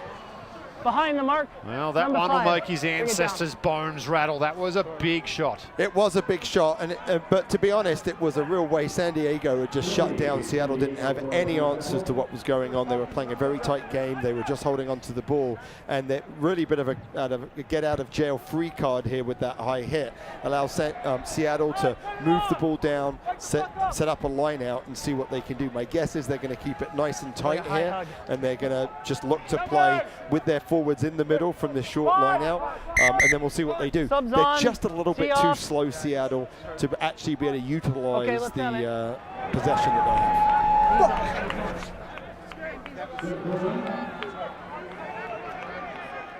It'll be Barkwell with the throw in just outside the 22 here of San Diego. Score remains 20 points to 9 after 50 minutes. Mack saw a little gap there, elected to tuck it in. Suniula does well to pick that one up off the bootlaces. Now Mack goes across field. Picks up Paulson. Very tradesman-like game for Paulson. He's worked very hard. Seattle playing direct, and their subs are really having an impact. Great run there by Hayden. Barkwell driven backwards. Certainly have hit the nail on the head, Pete. When Seattle don't play quickly, San Diego get that line set, they move up very, very quickly, very stifling. They need players like Hayden has here to get that go-forward ball, get moving quickly. Mack, he has to play quickly off the back of that. It's Deschel. Drifts across field. Now Holder has his chance. Goes short. Krasalika. Yeah, advantage. 10 white. Mack looks for three. Goes for the torpedo drop kick. Number 10. In front. And they'll come back. Mack knew he had the advantage. And you would think they'll look to put 3 points off the boot of Brockstaller here anyway. So if you have a penalty advantage, then that means that even if you kick the ball, the referee will bring it back if it's an unsuccessful kick. Just leave him. If you have a scrum advantage and you kick the ball, the referee will say, hey, you had your advantage because you had possession. And for our East Coast fans tuning in, that wasn't Doug Flutie, that was Phil Mack. We're not going to wait. Oh, But the drop kick worth 3 points in rugby, so it is a viable attacking option. Pete, your homeland, England, renowned for it. Johnny Wilkinson, probably the best of all time. Don't go and watch the 2003 World Cup final, though. That was a heartbreaker. Just watch the end of it. Oh. Just watch the end of it, and I think you'll find out. So the crowd here is phenomenal. I mean, not only is Seattle sold out this weekend, but they're sold out next weekend. If you actually wanted to come and watch Seattle play here, you'd have to wait almost a month. The next tickets they have available is on May 20th, and there's only 300 of those tickets left. So it's amazing what they've done here with the rugby community, and you can just look and see you can just look around and you can just see the support that the Seawolves have. It really bodes well for the future. So don't wait, get your tickets now. Seawolves. I think so. And you can see that the game that they're here and the atmosphere is here is just phenomenal. And Gaffney, he comes on now as San Diego. They'll look to get the same sort of attacking impetus that Seattle's substitutions have provided with them. We can't do it here. This looks like Devon Short has come off the field for San Diego. Some fresh legs now for the Legion. Time on. So interesting choice by Seattle. Didn't go for points, went for the line out. They're looking to put it away right here and put the game out of sight against San Diego. Yeah, they're looking for the jugular. And they go to their strongest piece. The forwards keep it tight for them all. Barkwell to back. The crowd on their feet, willing them. Inches from the line, they have the advantage as well. Down the blindside, Mack. The Superman dive. Terori's able to stop him though. No advantage coming. We come back to the penalty. So right here they should choose a scrum. It's their strength and they put it in. But in that line out, they did such a great job that the only way San Diego could prevent it from getting over the line is if they pulled it down. And pulling down a ball is very, very dangerous. And therefore it's something that the referees will always penalize. So they said, hey, the referee said, you pulled that down, we're going to penalize you. And instead of choosing to kick and go for another line out, they said, hey, our line out's good, but our scrum is better. So let's put it into the scrum. Let's see if we can push this over.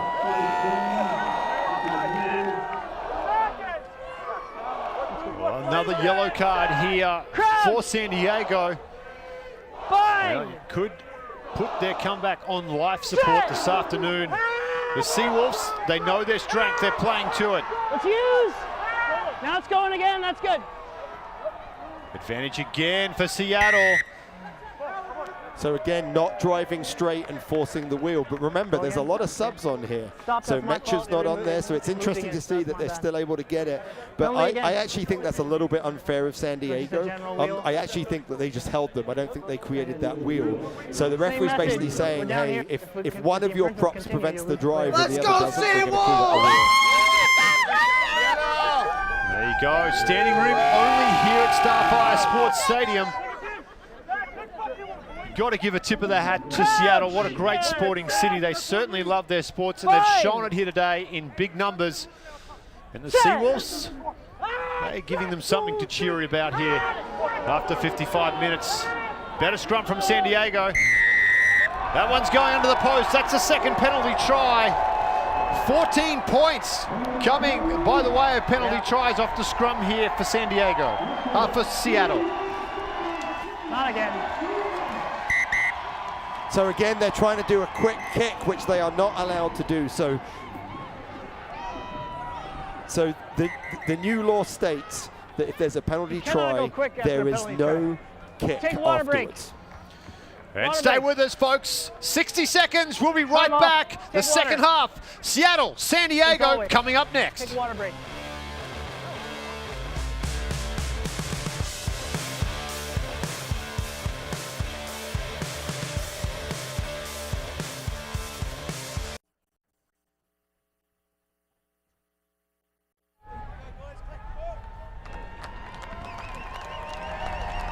Okay, it's fine. Yeah, it's at his ball. Man, it's just the whole team's getting dominated, really. We're not going to bring issues on the loose head prop side. Sure.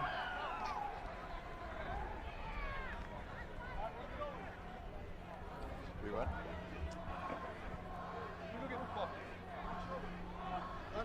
3 white sub. 3 white sub. 30 seconds till the commercial's back. Number 3, you're subbed off. No. 30 seconds until the commercial's back, okay? Let's be ready to kick. And welcome back. Beautiful Starfire Sports Stadium. After that penalty try, the score is 27 points to 9. The Seawolves, they are slowly suffocating the result away from the Legion here. And Pete Steinberg, the set piece, it really has been the feature of this game. So, you know, this is so interesting because what people have said is that the modern game, the scrum's becoming less and less important, but that's only true if the scrum is even. Here, there's such an advantage that Seattle have, and they've actually subbed in Hayden and Khalifi, and they're bigger than their props that they had at the start. So it's going to be a long day for San Diego. No more scrums. Well taken by Cromrai there. For the Seawolves, Shermer. Mac back to the pocket to Holder. Hold! Again, looking for the spiral. Unable to produce. Now Nguyen. Goes wide. Duplessis. Well contained, the young South African centre. Middle of the field.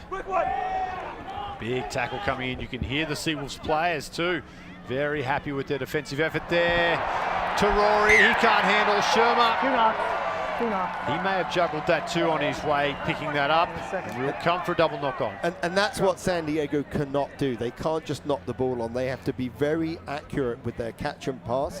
They're stretching the field, which is great, but they've got to keep their depth. So Tiori right there just got a little bit too flat, put themselves under a little bit too much pressure, and now we're right here. What I will say is that I think one of the things that Seattle is going to have to work on throughout the season is they're going to have to improve their kicking game, because right there, that's the 3rd or 4th kick that Will Holder has just put down, right down the throat of one of the back 3.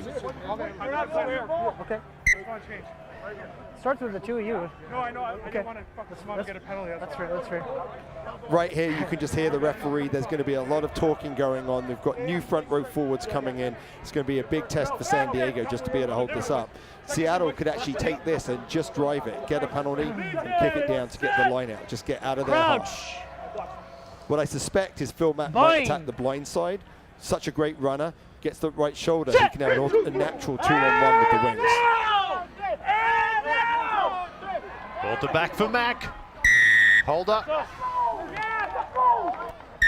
Time off. Time off. I'm aware. I'm aware. Okay. We've had scrum issues. You just came on the field. I'm just going to tell you what I told them. You got to keep the discipline. And you got to stay straight before we go off. Okay. And that is an entirely new front row for the Legion as well. Kapura, Blair on there as well. Ray, I still got to kick the ball. And Tuilolo, he was the one who got the lecture from Summers. So what Derek Summers said is new front row. I've talked to them before.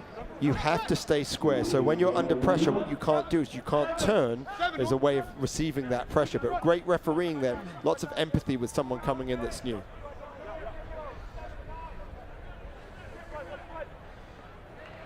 Barkwell on point with his throw yet again this afternoon. Suniula under pressure, looks for a looping Holder. Oh, Holder bumps off Nguenya. And he sits him down on the turf here. Nguenya in trouble in back play, but the Seawolves will continue to mount some pressure. Hayden now, he goes for a bundling run up towards the 22. Down the blind side. Turner jinking his way through. They've got numbers to the right if they can use it, the Seawolves. They come that way now. At the back door, Holder, flat Barkwell. Oh, it was. Not sure Barkwell's expecting that one. Forward, my fault. Thank you, Chris. Always be expecting that ball though. So Turner's had a good game. He's made some good runs, but he's not moving the ball enough. He needs to move the ball. Both of the wings of Seattle have great running ability, but we just haven't seen enough of it. And the reason is when the ball gets in the fullback's hands, he takes it himself. We're good. I think we need to see him move that ball a little bit more to really open up some opportunities. And they've replaced one winger with an even more electric Dion Crowder, prime time, out on this wing here in the 23 jersey. He is a genuine finisher. Got the opportunity to play with the Fijian side at the Rugby Town Sevens last summer. The full Fijian side at Sevens, and he didn't look out of place there either, young Crowder. Keep an eye on him in that 23 jersey for the Seawolves. No, it's an early shove. Blue, not stable. 10 more meters. Oh, that's just, you know, Ray Barkwell, experienced player, kicks the ball away. Just isn't something that he really should be doing. And Mike Teo looks to make him pay, taps quickly and drives that well and truly into the 5-meter line. Turner beats the first, can't get away from the second though, as he's taken 10 out from his own try line. Could be a turnover here for San Diego. Even better, they'll get the penalty. Good. No, 12 from the side. Initial counter up is fine. So I think Mike Teo really got bailed out by his team because he took the quick tap penalty, which can be smart, but then he kicked it. If you're going to kick it on a penalty, don't tap it first, then you get the line out. I wasn't exactly sure what it was. Here we go, They'll drive this one into the corner. They'll have the line out. 5 again. It's full? Full? Okay, full. So big opportunity here. They're down 18 points, but yesterday we saw Penn State men come back from BYU down 19 points with 20 minutes to go. They score here. They've got a chance in this game. It's not over yet. No, it's not. And we have Nittany Lyon standing right next to me here, former coach at Penn State. I'm sure that was a thrilling result for you as the Legion, they'll be thrilled with that. They get to try in the corner, and not only that, Pete, it's the forwards who get it done. That's going to be a big momentum boost for them as well. That's right. The forwards have been on the back foot throughout all of this game, but here they were able to do something for their team and say, hey, we can go forward. And Cam Dolan right there. Here we go. So it's a great take. Seattle stay down, but they don't get in good body position to defend the drive. Nice and steady. Look, they take their time, and look at all the subs making the impact here. Great drive. You can see them coming in. Good control. Just gets over the line, and great work by the touch judge there, putting his thumb up and saying, hey, that's a try.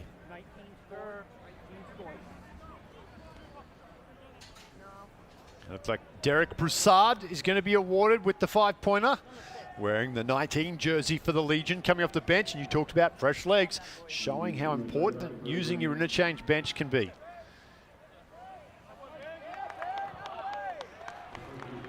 off the posts. Off the post and in. So 11 points. Still 2 converted tries. Or like one converted try and or at least 2 tries. Let me get this right. 2 tries would be 10 points. One of them needs to be converted. Not impossible with 15 minutes to go, especially with the horses that San Diego have when they move it wide. But it comes back to what you said, Dan. The forwards need to do their job.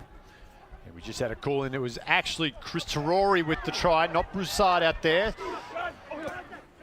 For those playing fantasy rugby at home, Terori with the 5-pointer. Turned over though for the Seawolves. Tulutahu. He's inside the 22. Had a big game.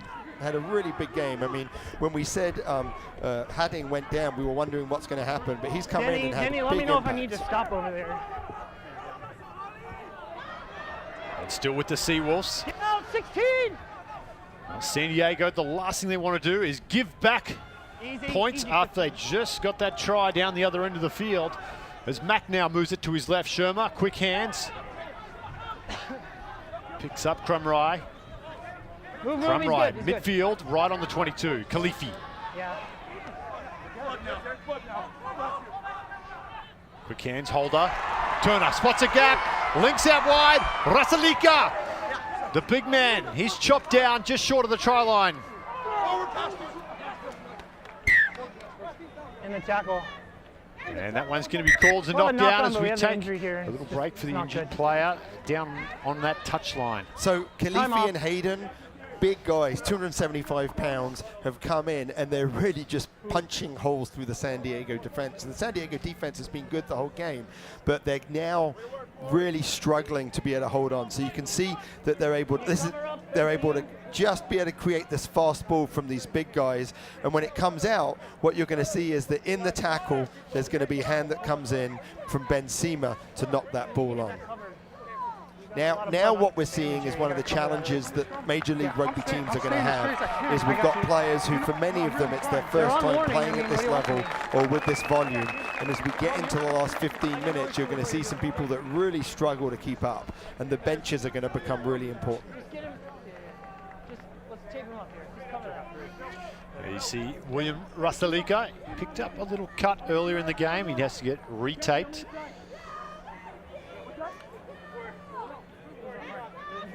Oh, there you see a little bit of claret still coming out of that. So again, he's staying on the field.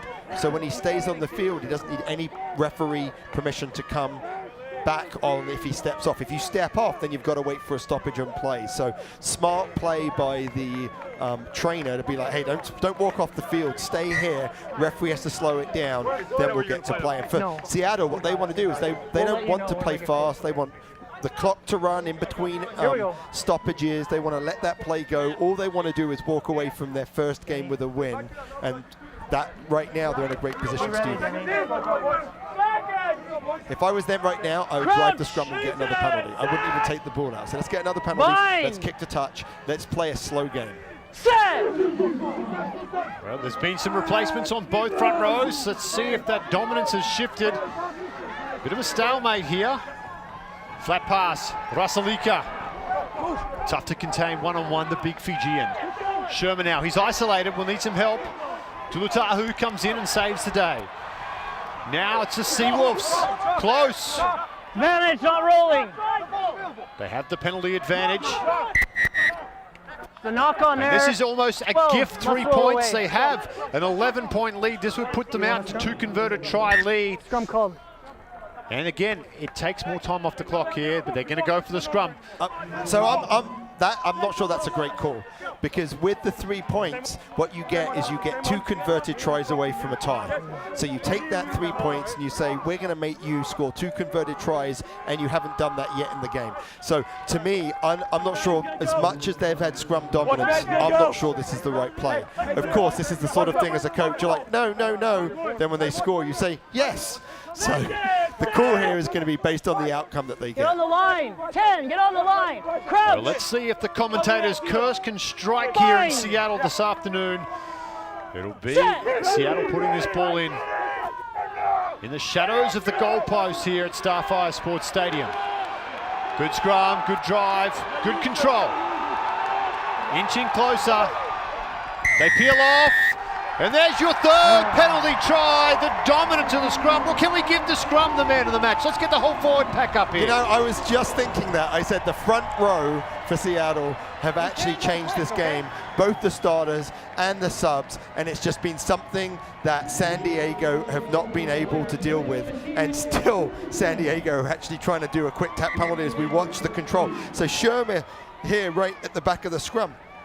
Phenomenal job keeping that in, but San Diego don't stay square, and because they don't stay square in the wheel and the Scrum wheels, the referee has called it again. It looks like Mikey Teo went down, so they've had 3 penalty tries, and 3 times San Diego have tried to go quickly, and you can't do that. So, but it looks like in trying to go quickly, Mikey Teo went down. And there you see the crowd who have piled in massive numbers here.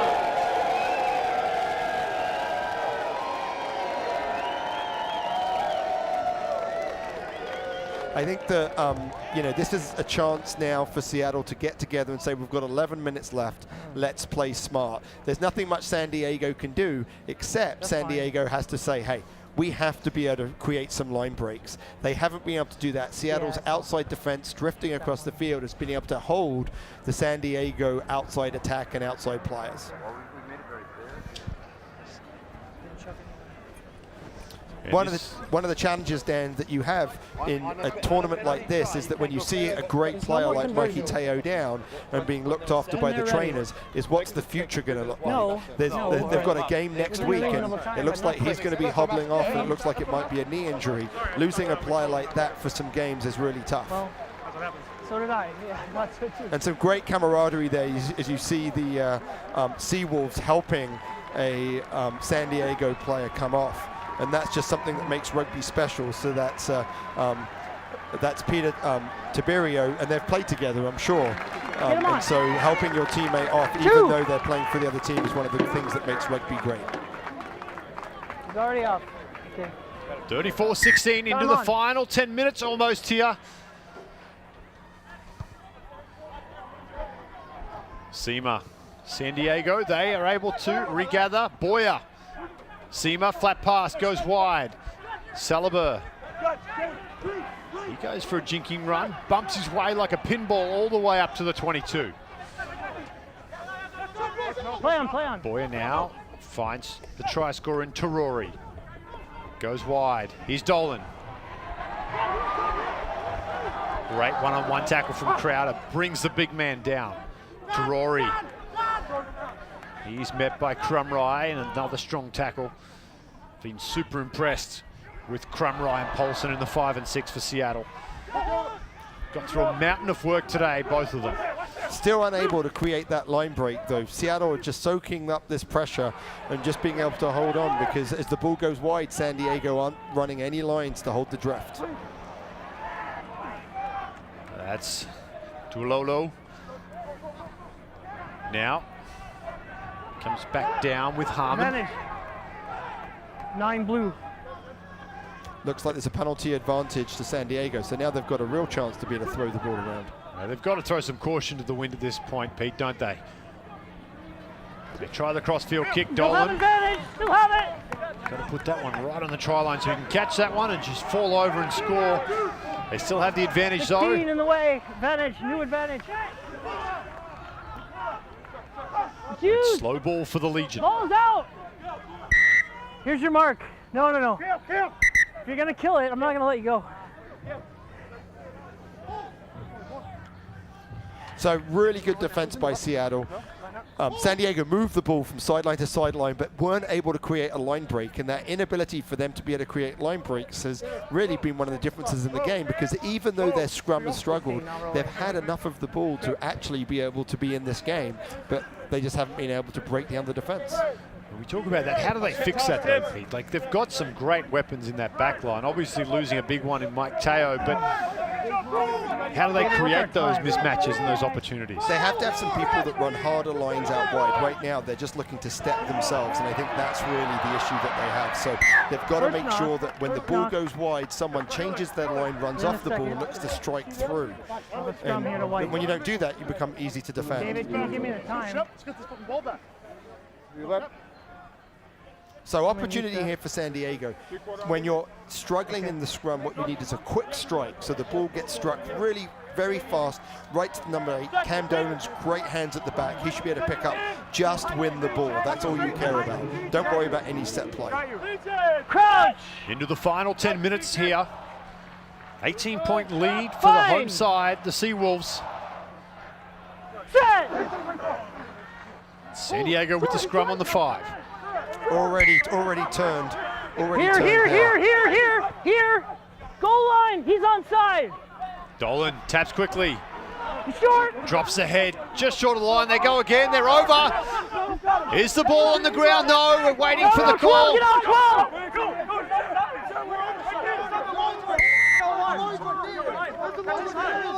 Hold on.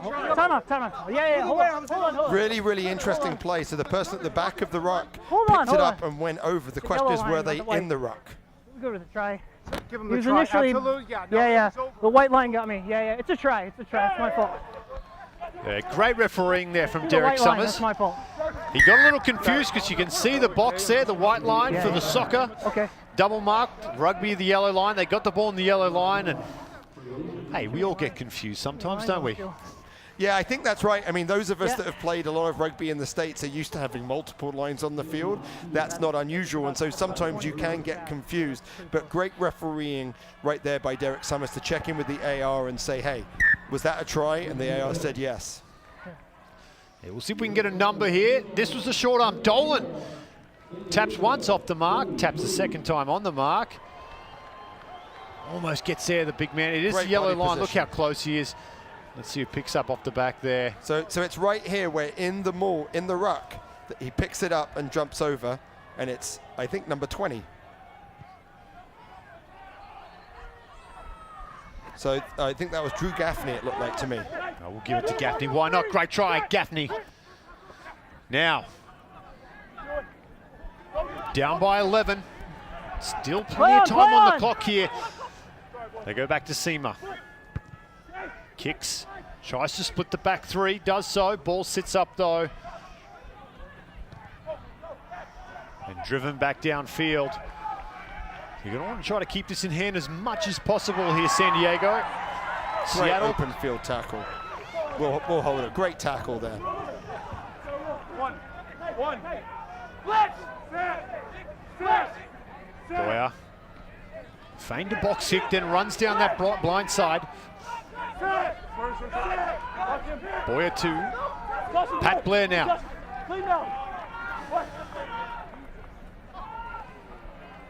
They come Danny, watch wide. that behind me. Boyer, quickly, Seema. Salabert can't hold it, spills it forward the outside center.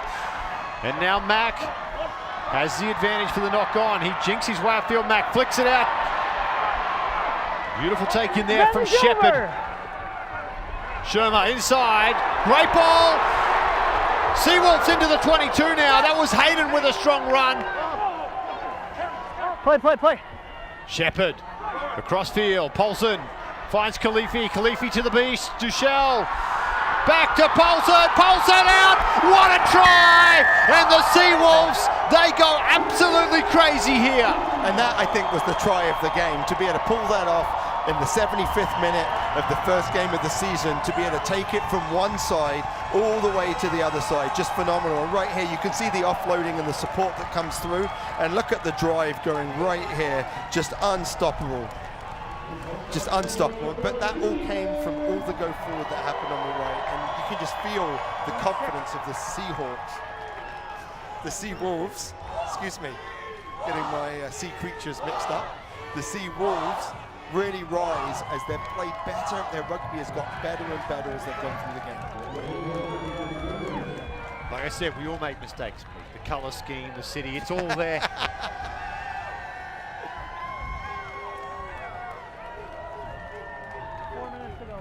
Well, I think the plan is for this to be a little bit like following in the MLS with the Sounders, and so the Sounders now play in the NFL stadium. So we have 4,000 here, and hopefully 10 years from now we'll have 40,000. Conversion unsuccessful. I see. Okay. 39-23. San Diego, though, through Dolan, secure that kickoff. We are into the final moments here of this game.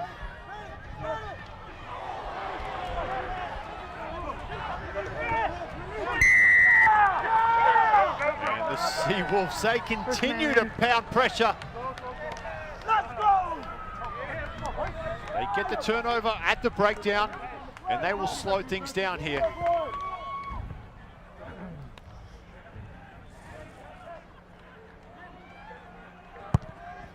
Get the sub. Who's coming off, Dave? So this game is done, and there's just 3 or 4 minutes left, and so not much for San Diego. But if they can score 2 tries, they can still get a bonus point.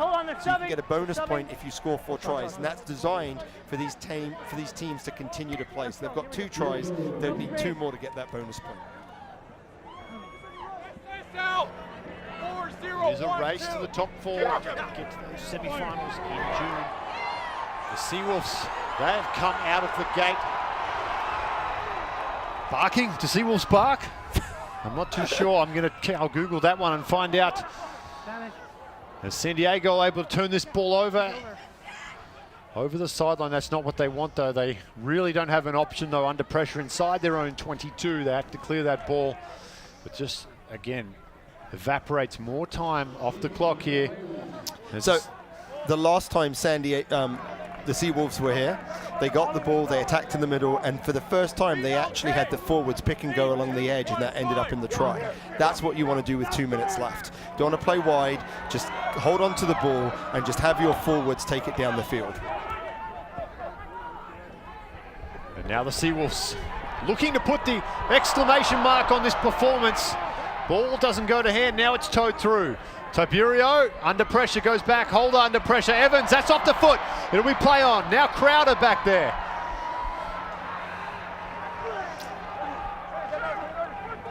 As they secure possession, but lose 70 meters in the process. Well, they didn't take my advice and they moved it wide, and then they find themselves back here. Hold up, that one's deflected. Everyone's onside. There's Switzer. Moves it towards the middle of the field. And now they tow it through Seema. Chase, not as fast as the ball as it trickles over the sideline. As we inch closer and closer to full time here in what I'm sure will be a greatly appreciated Seawolves victory. So Ben Seema is a young fly half, and he's very talented, but I think he'll look back on today and I think he'll be disappointed. When San Diego were up and playing well in the first half, he really kicked some balls. They weren't great kicks. I think they were poor decisions, and even there, he kicked the ball away with a minute to go. He has to be able to trust his team to be able to play with a little bit more patience. Carry in, 5 meter. And we'll come back for a 5 meter scrum as that one is carried over the dead ball line by Duchel. Really not many options there for the big man. So if you take the ball and you're near your line and you take it into the try zone, then it's a 5 meter scrum to the opposition. And this is probably the last play of the game, and I think it would be really appropriate for this to finish on a scrum, because this was the set piece that determined the win for Seattle. Bind. Set. Let's go. Scrum collapse, not before Dolan can secure possession off the back. Move. Can San Diego end with a consolation 19, try? not supporting your body weight. Guys, relax over there. You can kick for a line out. You can kick for a line out. So this is another one of the new laws, which is, it used to be that on a penalty, if you kick to touch, that would be the end of the game. But the new law says, because there's not a restart in play, if you kick to touch and it makes touch, you still have time for the line out, even if time is over. So this will be the last play. You good? of the game as long as there's not a penalty. And it's been a great performance here from the Seawolves. He's 39 points over San Diego. San Diego, they'll be looking to the injury ward. Hopefully Mike Teo, nothing serious. They will welcome back a gluttony of stars over the next few weeks. Great defense there by Seattle to be able to hold that off. And I think one of the things that's interesting is the fact that no one's left. Everyone is still here watching this game, even though the game's been over. And a great turnover by Crowder. You can hear the crowd. And Phil Mack, he will put that one over the sideline. And there we see the crowd very, very happy with the result. 39-23, the Seawolves won out victors. When we return, highlights and man of the match coming right up after this.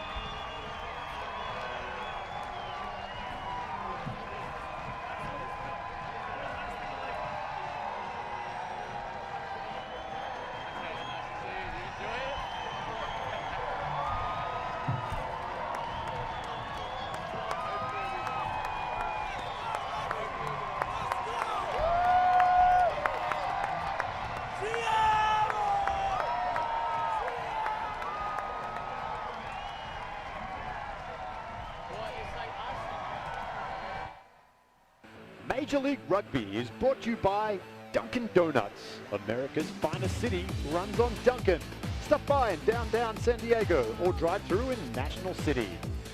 IHOP, the best way to do breakfast all day. 22 friendly locations in San Diego to serve you. And by 100 Proof, North Park, San Diego's favorite new home for great food and handcrafted cocktails. And welcome back. We're joined by our knock-around sunglasses man of the match, Ray Barkwell, hooker for the Seattle Seawolves. And Ray, really, the scrum was the difference here today. 3 penalty tries at the scrum. Was that something coming into the game you felt you were going to have that kind of advantage over San Diego? I wouldn't think we thought we'd have that kind of advantage, but we set out a few goals this year. We thought our strong part would be the set piece. So we looked at the guys we had, the strengths that we had, said, hey, we're going to be a set piece team. But if you look, we have a complementing pack and backs working together all the time. So, you know, I mean, to get 3 pushover scrum shows the effort, the work the boys have been doing through the last 2 months. So, first game in the MLR, what do you think? You do not see that out there. And that's Test Rugby fans. That's the level you get at Test Rugby, and to see it now at the professional level in the U.S. is exciting. I mean, I didn't think I'd ever see the day professional rugby came. If you asked me when I was 15 years old when I started playing, so to see it right now is so exciting. You look at the fans, you look at the people, you look at the buzz in the country, even around the world. People are talking about it, you know, because they know the sleeping giants here. I'm scared being Canadian, but I'm excited being a North American. So I'm really proud to be a part of it. I tell you what I find exciting, seeing the name Ray Barkwell on the roster still. Love calling you champion, and we can't wait to see you back here next week as the Seawolves take on the Raptors. Thank you very much for having me, guys. Thank you, Ray Barkwell, our knock-around sunglasses man of the match. Well, thanks for joining us in Seattle, where the Seawolves have defeated the Legion by a score of 39 points to 23. For Pete Steinberg and our entire crew at Major League Rugby, I'm Dan Power saying good night till next time.